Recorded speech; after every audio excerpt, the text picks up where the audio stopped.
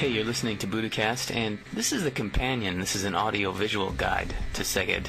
We're here with Isabella, and we just want you to look at the beautiful photos that she's taken of Szeged. And one of the first things that you notice when you get to Szeged is that it is, of course, on the Tisza River, which is a really beautiful river. The banks are very green and have lots of trees in general.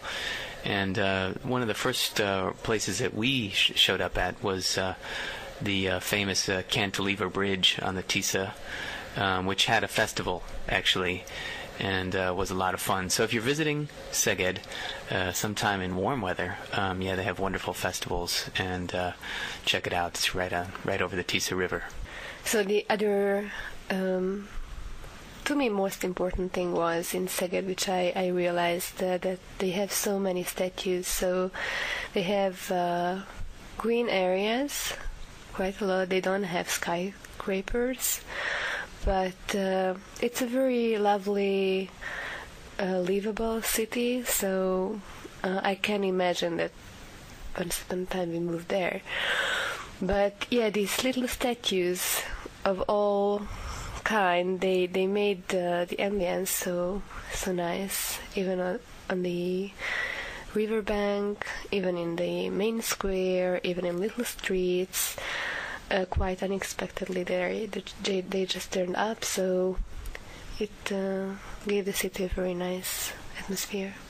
And as long as we're talking about atmosphere, be sure to check out the dome. It's of course a giant cathedral. When you're standing on the bridge, for example, over the Tisza, you can see the spires of this famous dome church, and Isabel has also taken some wonderful photos of that. And there's kind of a pantheon of Hungarian heroes, inventors, scientists, etc., that you can check out in sort of halls surrounding the dome. You might think that this is a tiny country and maybe no one became world famous, but I think that you might discover names you already have heard about. Right. We want to tell you about a few things to do that we had fun doing while we were there. For one, we enjoyed that Szeged, compared to Budapest, is relatively cheap.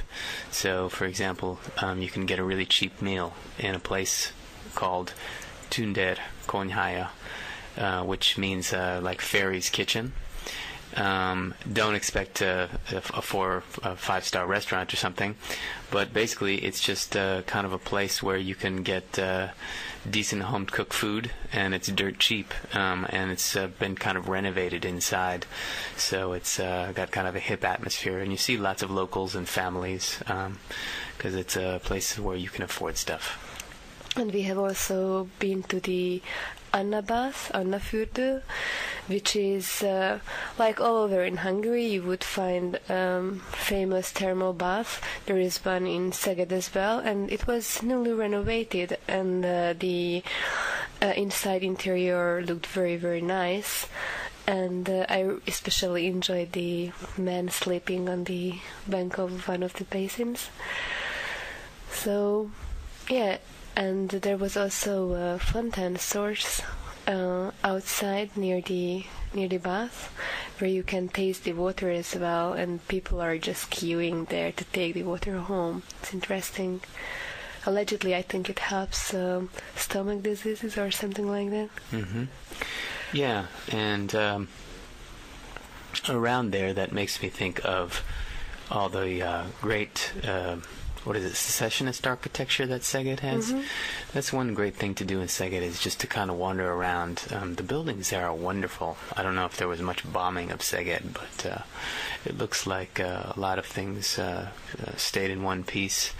So you could spend hours just poking around the neighborhood and finding great secessionist architecture buildings.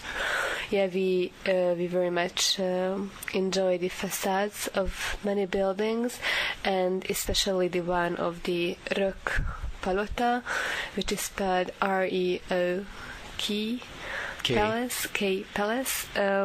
Recently they have turned the building into a big gallery, exhibition gallery, and they say that this is a regional arts center. And yeah, interior, exterior, it was all wonderful. Many little details and very, very solid wall decoration. And even when you go upstairs, you should pay attention to the, how do you say, the korlát? The banister. The banister, the windows, they were beautiful. Mm-hmm. And the other beautiful thing that we did see, which I would imagine, that's my assumption, that not a lot of people see because it's not near the center of town, was the synagogue in Szeged, which was really, it was stunning inside. There's a little gimmick. You can put what is it, like 100 forint coin in, and it turns on the lights for a couple minutes. A very well-preserved synagogue, although I think there are some parts which are in slight disrepair, but definitely worth seeing. Yeah, you quite often mention that this is not, although not in the center, but there are not big distances in the city. So the synagogue is like, 10 minutes from the Rock Palace, which is in the center. So this is the center definition for us. Well, the other thing I would just recommend to people is that they should eat some Szegedi halászlé, which is Szeged fish soup. And we went to the Körösi restaurant. Right, which is also a little bit of a jump from the city center, but it's right on the Tisza River, so you could actually walk there, I think. Anyway, the fish soup was marvelous. I think the ever best fish soup I ate. And how do you say, harcsapaprikás?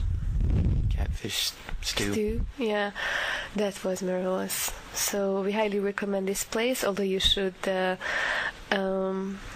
aware of the mosquitoes. Now, another fun thing to do, and this is partially because Szeged is cheap, but there was a very romantic and atmospheric old movie house that we decided, hey, let's go see a movie. So we went inside, and it was kind of like a tiny, well-preserved movie house. And I think that, too, it cost like something crazy, like 500 forints or something to get in. And then they even had tables and chairs out in front of the movie house. And so we had a delicious beer. And that was very atmospheric because it was near the opera house, I believe. There's also a very famous square connected to the shopping streets of Szeged. Make sure you head to Széchenyi tér because there is a very famous patisserie where you can get wonderful pastries, actually with vanilla sauce over if you want, and wonderful coffee.